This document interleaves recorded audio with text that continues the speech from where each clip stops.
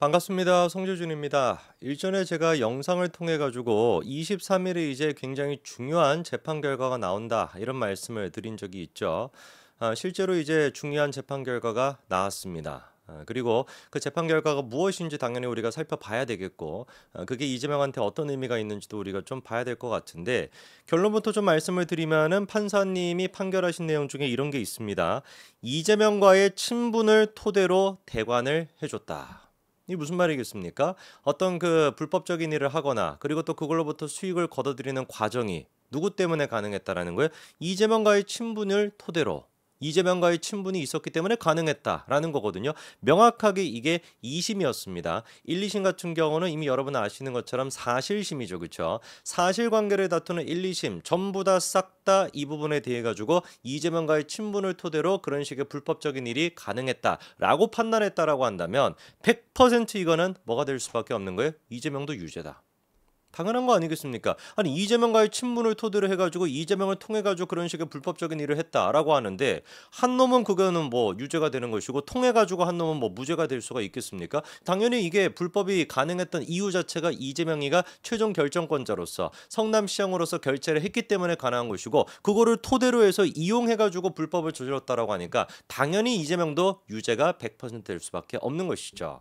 제가 그러면 쭉 말씀을 드렸던 이 재판이 뭐에 대한 재판이냐? 이른바 옹벽 아파트 기억나시죠? 그렇죠? 백현동 판교구 백현동의 옹벽 아파트와 관련된 그 문제에 대해 가지고 2심 재판부 또한 마찬가지로 이재명을 통해 가지고 이재명을 이용함으로써 불법이 자행됐다라고 명백하게 인정을 한 것입니다. 이렇기 때문에 사실 대장동이나 백현동이나 위례 요 세 가지가 이제 대표적인 이재명과 관련돼 있는 개발 지금 비리 의혹들이죠. 그렇죠? 물론 이제 그 정자동 분당 정자동의 그 호텔과 관련된 문제도 아직까지 수사가 진행이 되고 있습니다. 기소가 안 된 상태입니다만 그거까지 추가가 된다면 동서남북으로 이제 네 개가 있게 되는 것인데 사실 제가 봤을 때는 그래요. 고놈이 고놈이고 저놈이 저놈입니다. 왜냐면 백현동 개발을 하거나 아니면은 위례 신도시 개발을 하거나 뭐 또 저기 대장동 개발을 하거나 이거를 지금 해먹은 인간들이 어때요? 정지상이 됐거나 이재명이나 김용이나 이런 사람들이 주축이 돼가지고 했다라는 게 범죄 혐의 아닙니까? 그러니까 세 명이 주축이 되어 있는 것이고 다만 이제 판에 따라 가지고 이 사람들이 엮여 있는 사람들이 조금 다른 것뿐인 거예요. 백현동 같은 경우는 누구랑 엮여 있었습니까? 정바울이라고 하는 개발업자 그리고 김인섭이라고 하는 사람. 위례 같은 경우도 뭐 김용이 됐거나 뭐 저기 그 남욱이 됐거나 뭐 이런 사람들이 또 엮여 있는 것이고 대장동도 같이 엮여 있는 것이고 사실 그러니까 주축은 다 똑같이 한 곳으로 모여 있기 때문에 하나가 유죄가 나온다라고 한다면 도미노처럼 싹 다 한꺼번에 유죄가 나올 가능성도 굉장히 높죠. 가능성이 높은 게 아니라 사실 그렇게 될 수밖에 없습니다. 자, 그러면 일단 이번에 법원이 어떤 식으로 판결을 내렸는지 그거를 좀 봐야 될 건데요. 검찰 같은 경우는 이제 그 김인섭에 대해 가지고 1심과 마찬가지로 2심에서도 구형을 얼마로 했냐? 징역 5년을 구형을 했었습니다. 그러면서 이제 그 끝까지 김인섭 같은 경우는 반성하는 모습을 안 보였었죠. 그랬다가 2심에서도 그대로 그냥 5년 지금 막 처맞고 여생을 이제 감옥에서 일단 보내야 되는 그런 상태인데 마지막에 이제 그 피고인 신문에서도 백현동 사업과 관련해 이재명 전 대표 지금은 대표고 정진상 뭐 이런 사람들과의 친분을 이용해 용도 지역 변경 등의 청탁을 했느냐라는 질문에 대해서 없다라고 끝끝내 부인했습니다. 그리고 또 최후 진술에서 했던 얘기가 뭐냐? 자기는 거짓말을 한 번도 한 적이 없대요. 그러니까 사람이라고 하는 게 이렇게나 나이를 처먹고도 뻔뻔할 수가 있는 것이고 거짓말도 하는 겁니다. 그러면서 덧붙였던 얘기가 고향에 내려가서 신앙생활을 하며 사람들을 돕고 인생을 마감하고 싶다라고 했는데 그 꿈 진이겨졌죠, 그렇죠? 고향에 내려가시기는커녕 신앙생활 하기는커녕 그냥 감옥에 가셔서 감옥 얼마나 좋습니까? 이재명이 하는 그 기본 사회, 기본 소득도 되고 기본 어떤 거 뭐 주거도 되고 기본 음식도 되고 다 기본으로 이루어져 있는 대동 사회 같은 게 감옥에서 현실화가 돼 있으니까 먼저 가가지고 그거 누리고 계세요. 그리고 나중에 이제 기본사회 주창하고 계시는 이재명이도 같이 따라가가지고 같이 누리시면 되겠지, 그치? 자, 그러면 이번에 2심도 마찬가지로 어떤 식으로 결론을 내렸냐? 똑같이 징역 5년을 선고를 했고요. 그리고 추징금도 63억 원을 명령했습니다. 이게 이제 그 재판부에서 인정한 김인섭이가 불법적인 이런 어떤 로비를 통해 가지고 거둬들인 수익이 77억 정도다라고 판단했는데 그 중에 63억을 추징금으로 이제 명령을 했으니까 사실상 대부분을 전부 다 이제 이제 추징을 한 거죠. 그렇죠?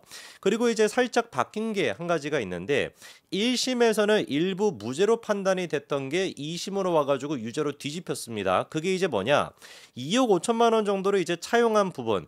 이게 이제 그 차용으로 인한 금융이익이 있었냐 없었냐? 요게 이제 살짝 문제가 있었는데 1심 같은 경우는 그 금액으로 이익을 본 게 없다라 그래서 그 부분을 일부 무죄로 봤었는데 2심 같은 경우는 아니다. 2억 5천만 원 차용한 것 또한 마찬가지로 금융적인 이익을 봤다라고 판단해가지고 유죄로 이거를 바꿨습니다. 그럼에도 불구하고 전체 어떤 그 액수로 봤었을 때 추징금만 지금 63억 가까이나 되니까 이게 이제 뭐 벌금이 한 2억 5천만 원, 2억 5천만 원 정도를 뭐 그걸로 통해 가지고 금융이익을 봤다라고 해도 전체적인 이익으로 봤었을 때는 별 막 큰 의미가 없다 보니까 형량 같은 경우는 1심과 똑같이 유지를 한 상태이죠.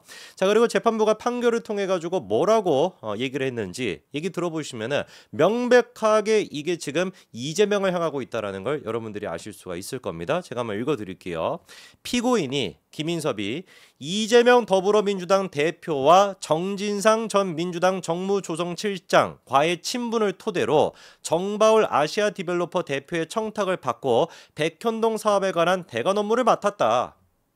명백하게 김인섭이가 어떻게 했다라는 겁니까? 이재명 대표랑 정진상 두 사람의 친분을 토대로 해가지고 정바울의 청탁을 받고서 대관 업무를 맡았다. 검찰이 지금까지 주장해 왔던 거, 그리고 모든 사람들이 생각하고 있었다. 민주당과 그 개딸들만 제외하고 모든 사람들이 다 생각하고 있었던 거를 1심과 2심 전부 다 어떻게 본 거예요? 유죄다라고 똑같이 판단을 내린 겁니다. 그렇기 때문에 이 사건 범죄는 공무원 직무의 공정성과 이에 관한 국민의 신뢰를 해야 하는 범죄로 죄질이 불량하다. 피고인이 자기 잘못을 진정으로 뉘우치는 건지 의심스럽고 전체적으로 비난 가능성이 매우 높다라고 표현하는데 여기서 우리가 눈여겨봐야 되는 것이 뭐냐? 공무원 직무의 공정성을 해했다라고 표현하고 있지 않습니까? 근데 생각해 본다면은 김인석 같은 경우는 공무원이 아니거든요. 그럼 여기서 지금 얘기하고 있는 공무원 직무의 공정성을 해했다라고 하는 거는 사실상 누구를 향하고 있는 거겠습니까? 이재명과 정진상 같은 애들을 향하고 있는 것이죠. 얘네들은 사실상 공무원 아닙니까? 성남시장으로서 공무원 아니었습니까? 정진상의 직함도 마찬가지였고. 이번 판결 자체는 김인섭에 대한 판결과 정바울에 대한 재판은 따로 있으니까 김인섭에 대한 재판 결과가 나온 거지만 사실상 판결의 내용을 읽어봤을 때는 누구와의 결탁을 명백하게 인정하고 있는 거예요. 이재명과 정진상과의 결탁을 명백하게 인정하고 있는 겁니다. 그렇기 때문에 100번이고 1000번이고 우리가 얘기하는 것처럼 재판만 그냥 신속하게 이루어진다면 100% 유죄가 나올 수밖에 없다. 왜 맨날 그 이재명에 대해 가지고 수사를 다 했다라고 하는데 왜 아직도 이재명이 구속이 안 돼? 이런 얘기를 우리가 답답하다라고 하고 있지만 실질적으로는 뭐라는 겁니까? 판사들이 지금 똑바로 재판을 안 하고 판사들이 재판을 지금 끌고 있는 거에 불과한 것이지 재판 결과가 나오기만 한다면 유죄가 나올 수밖에 없다라는 거죠. 대북 송금 문제도 마찬가지인 거 아니겠습니까? 이화영이가 지금 이제 1심에서 그렇게나 9년 6개월이었나요? 9년 6개월 가까이를 선고받고 2심 재판 또한 마찬가지인 것인데 그런 상태에서 명확하게 그거를 다 인정하고 있지 않습니까? 왜 도대체 이화영이가 그런 식으로 대북 송금을 할 수가 있었냐? 이재명과의 연결고리가 있었기 때문이다라는 게 판결문을 통해서도 우리가 확인할 수 있거든요. 이재명에 대한 재판만 이루어진다면 100% 유죄가 나오는 건 당연지사인 것인데 문제가 뭔 겁니까? 재판이 지금 신속하게 안 되는 거죠. 그것뿐만 아니라 백현동 개발 비리 수사를 무마해 주겠다라는 식으로 또 이제 정바울 측에게 청탁을 했던 사람, 그 사람이 이제 임정혁, 놀랍게도 고검장 출신입니다. 임정혁 또한 마찬가지로 이번에 1심 선고가 나왔는데요. 예상이 됐던 것처럼 유죄가 선고가 됐죠. 그래서 징역 2년에 집행유예 3년, 추징금 1억 원, 1억 원 정도가 아예 그냥 정바울로부터 받았던 금액이다.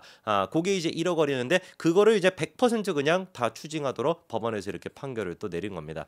이렇기 때문에 주변에 이제 그 이재명과 연결돼 있는 사람들, 백현동 개발이 됐거나 지금 백현동 개발도 정바울이나 김인섭 싹 다 이런 식으로 유죄가 나오는 것이고 대장도 또한 마찬가지로 유동규나 남욱이나 싹 다 유죄가 나오고 있는데 주변 사람들은 다 유죄라고 한다면 어떻게 이재명과 정진상도 마찬가지로 유죄였고 김용도 마찬가지로 유죄 아닙니까? 이재명이 그런데 어떻게 무죄일 수가 있겠냐고요. 이재명이 있었기 때문에 처음부터 끝까지 모든 것들이 가능했었는데 주변에 있는 사람들은 싹 다 구속되고 싹 다 유죄가 나오고 있는데 왜 이재명만 구속이 안 되고 유죄가 안 되겠습니까? 그 이유가 뻔한 것이죠. 시간을 끌고 있으니까. 판사를 지금 겁박하는 것이고 검사를 갖다 탄핵 소추안을 통과시키고 별의별 개짓거리를 해가지고 그런 식으로 버티고 있는 거에 불과한 그게 이재명의 상태라는 겁니다. 글자 그대로 사상 누각인 거죠. 한꺼번에 무너질 것이고 예상치 못한 순간에 한 번에 무너지게 될 겁니다. 여기까지 말씀드리겠습니다. 감사합니다.